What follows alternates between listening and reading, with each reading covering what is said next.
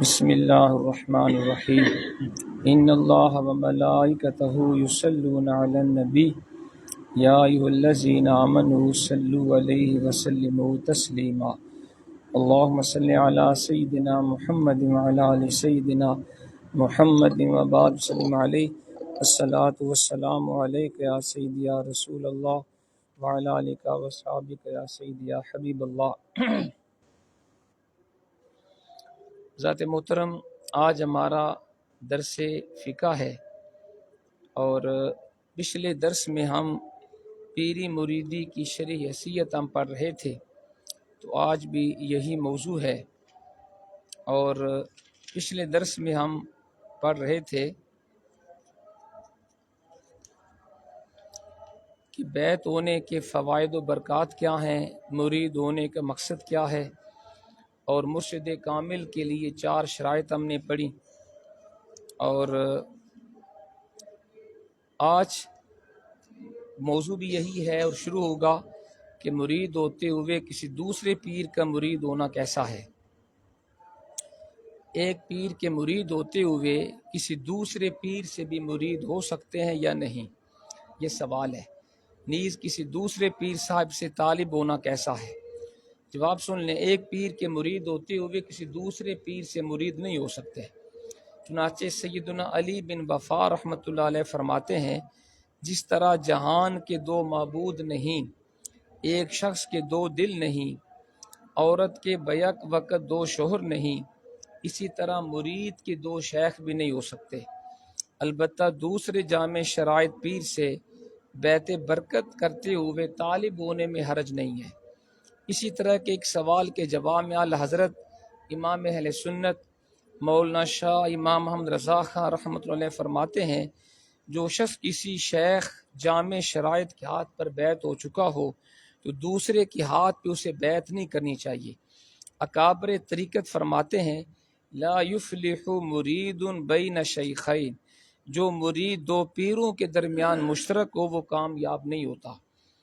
تو خصوصاً جب کہ اس پیر سے مطلب بھی انسان کو حاصل ہو چکا ہو۔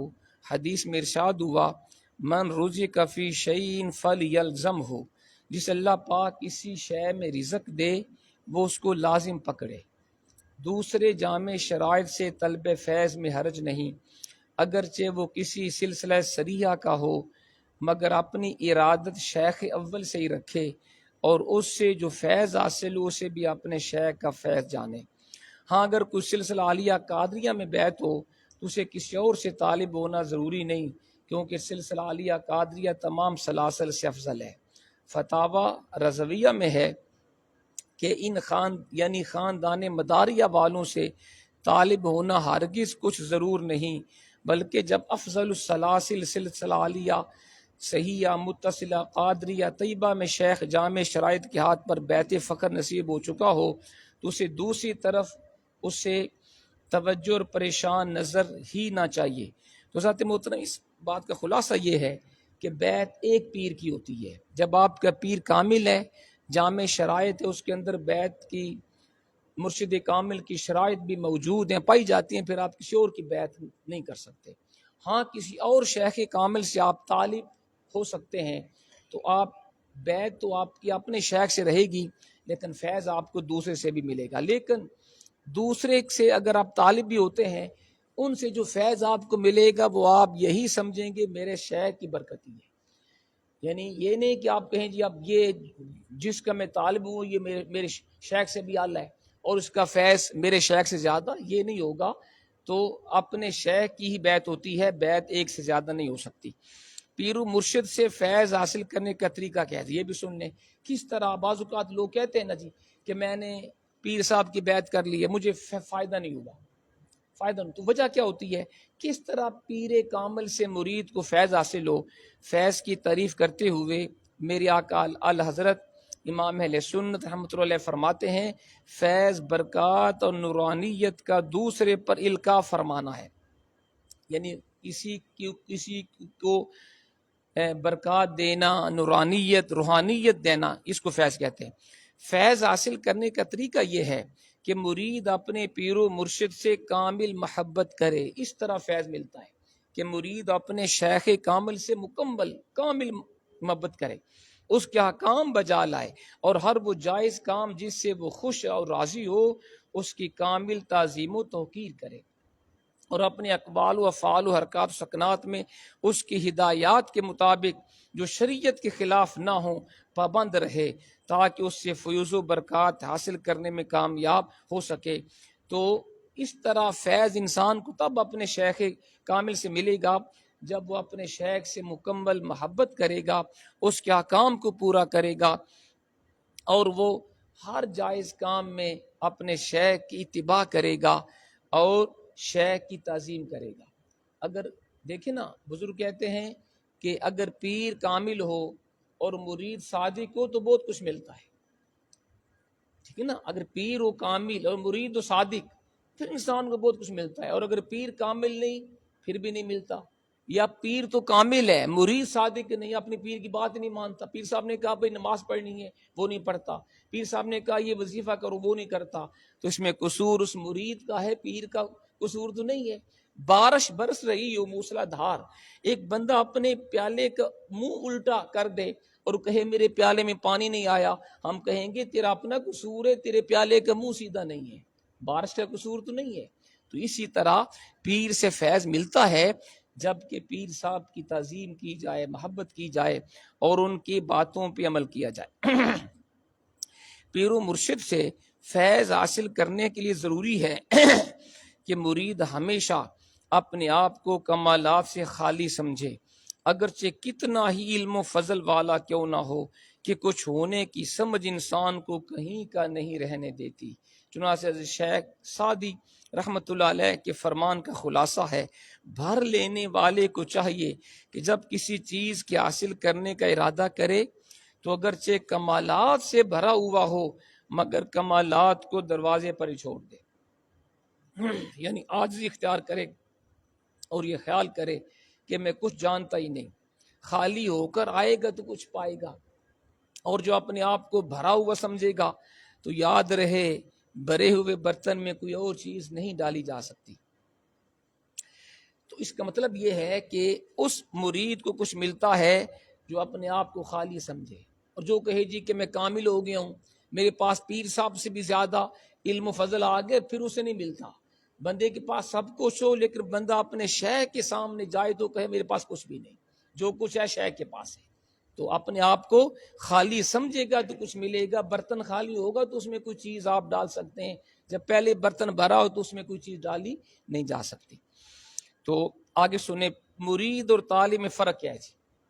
مرید اور طالب میں فرق بیان کرتی ہوئی اعلیٰ حضرت رحمۃ اللہ علیہ فتاوی رضویہ جلد 26 صفحہ 558 پہ فرماتے ہیں، مرید غلام ہے اور طالب وہ کہ غیبت شیخ یعنی مرشد کامل کی غیر موجودگی میں بضرورت یا باوجود شیخ کسی مصلحت سے جسے شیخ جانتا ہے یا مرید شیخ غیر شیخ سے استفادہ کرے، اسے جو کچھ اس سے حاصل ہو وہ بھی فیض شیخ ہی جانے۔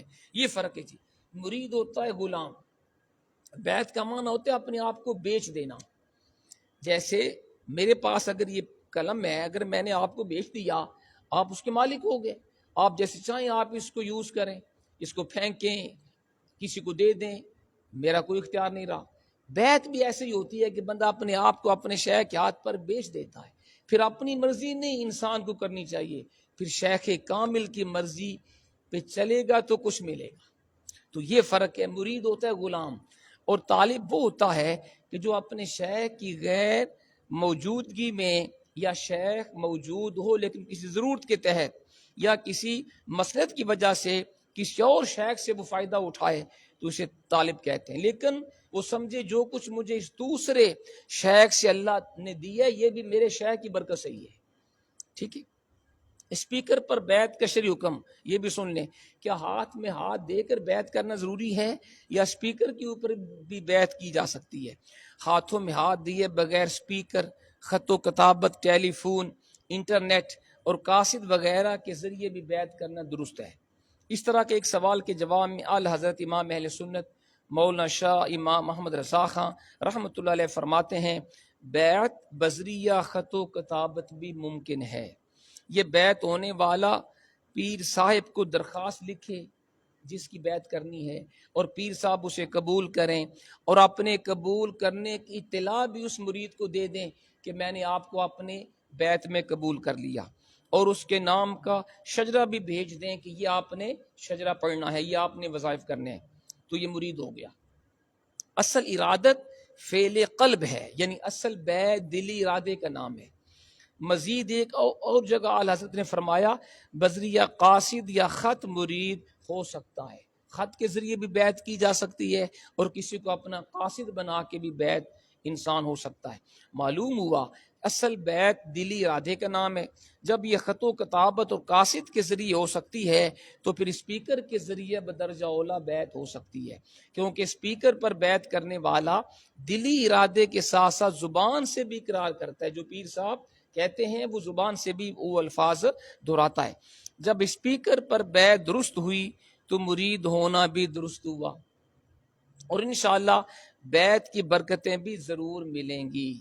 مرید ہونے کے لیے ہاتھوں میں ہاتھ دینا شرط نہیں، یہ بھی یاد رکھیں کہ ہاتھوں میں ہاتھ دے کے مرید ہونا یہ شرط نہیں، اس کے بغیر بھی مرید ہو سکتے ہیں۔